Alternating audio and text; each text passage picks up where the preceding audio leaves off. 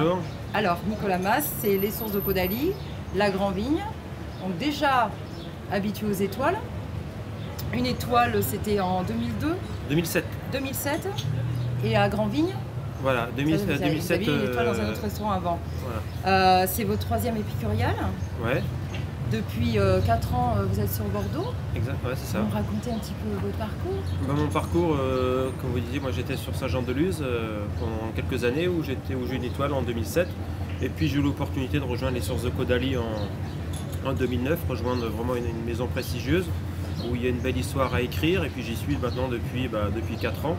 Et voilà, chaque année, ça fait 3 ans que je fais les épicuriales et puis 3 ans que je m'épanouis dans la maison où je travaille, où on avance chaque année. Et voilà, une maison pleine de challenges et voilà, très ambitieuse, et ça c'est ce que j'aime.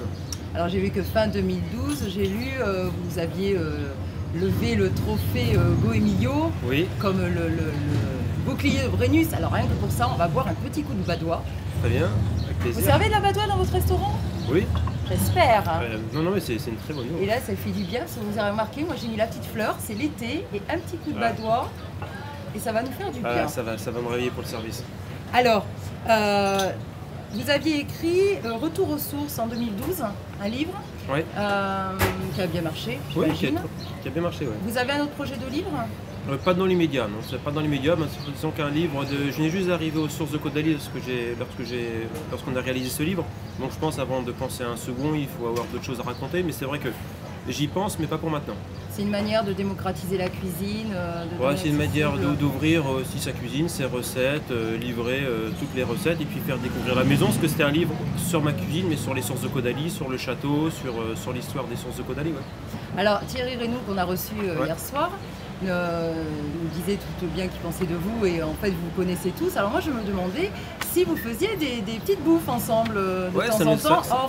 Ça nous arrive, et heureusement, parce que c'est vrai que ce qui est rigolo dans notre métier, c'est qu'on bosse énormément. On est pris par notre métier au quotidien, mais pour décompresser, c'est un petit peu bizarre, mais on se retrouve entre cuisiniers, et là du coup pour manger des choses très simples, manger des huîtres sur le bassin, manger une côte de bœuf à la braise. Je me disais, est-ce que c'est gastro ou est-ce que c'est la bonne Non, c'est franquette? justement, on veut décompresser, là on fuit les casseroles et on fuit ce qui nous rappelle notre quotidien. C'est-à-dire on veut décompresser, je pense que voilà, une bonne bouteille de vin, quelques beaux produits entre amis, c'est toujours sympa. En toute simplicité. Voilà. Qu'est-ce que vous allez nous préparer ce soir? Alors ce soir je vais vous préparer deux plats qui sont complètement de saison, c'est-à-dire une tomate bio, qui est avec une déclinaison de langoustine qui est croustillante. Vous allez avoir un sorbet poivron rouge grillé. Donc c'est plein de petites saveurs subtiles avec de l'oxalis et une herbe un petit peu acidulée. Donc une assiette très fraîche, très légère. Alors, on dit souvent que c'est une cuisine qui peut être assez féminine, mais c'est vrai que c'est une cuisine qui est des plats qui sont très légers et très subtils. Et en plat, c'est un pigeon. Donc on va rester local, c'est des pigeons de Madame Le Guen qui sont enrobés comme d'artichauts, mais des artichauts de Mâcon, avec les artichauts qui sont fumés, et une pomme de terre qui est une pomme de terre lagria, une pomme de terre croustillante avec les abats. Donc quelque chose de très simple, mais qui surprend par la simplicité. Et en dessert?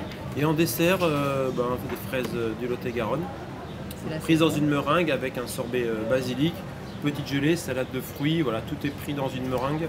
C'est croustillant, fondant, moelleux, voilà, des beaux produits. Parlez d'une tomate bio, c'est important le bio?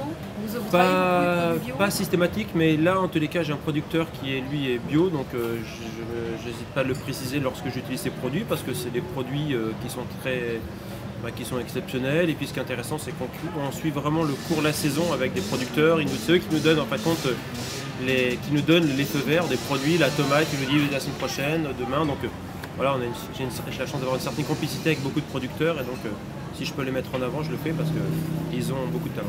C'est important. Donc tout ça, évidemment, nous met en appétit. Alors moi, je vous dis à tout à l'heure. À tout à l'heure. Santé. Santé. Merci. Je vous en prie.